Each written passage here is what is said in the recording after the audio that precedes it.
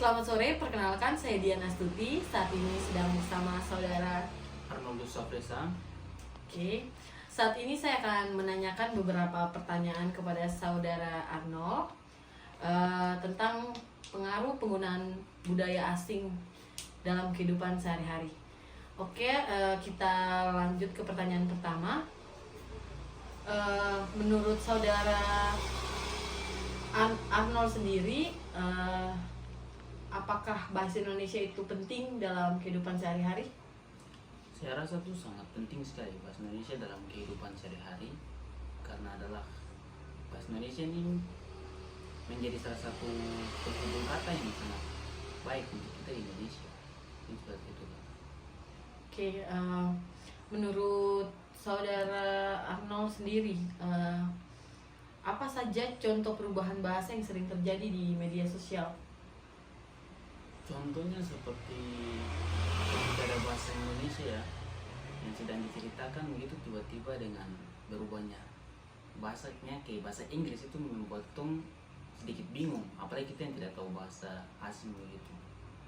Oke, untuk media sosial sendiri, apakah saudara Arnold punya media sosial?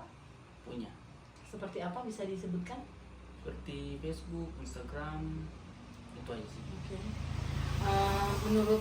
Menurut saudara Arnold, apakah dengan adanya media sosial, orang-orang itu semakin lama menggunakan membuat perubahan-perubahan dalam bermedia sosial? Sangat, karena di perkembangan sekarang, zaman sekarang ini, media sosial ini sangat membuat orang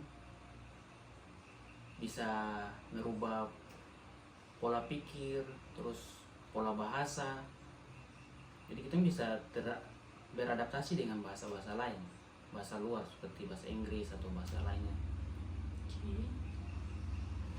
Menurut saudara Arnold sendiri, apakah ada dampak baik dari penggunaan bahasa asing dalam kehidupan sehari-hari, misalkan?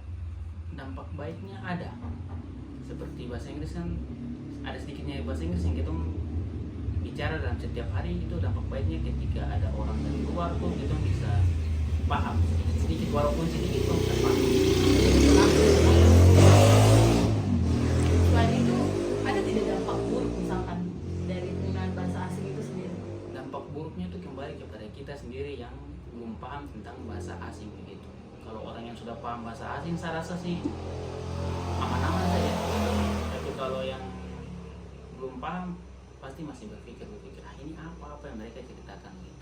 Oke, menurut saudara Arnold sendiri, bagaimana saudara Arnold mengurangi dampak buruk dari perubahan bahasa asing dalam media sosial untuk tanpa mengurangi kreativitas atau tanpa mengurangi bahasa Indonesia misalkan?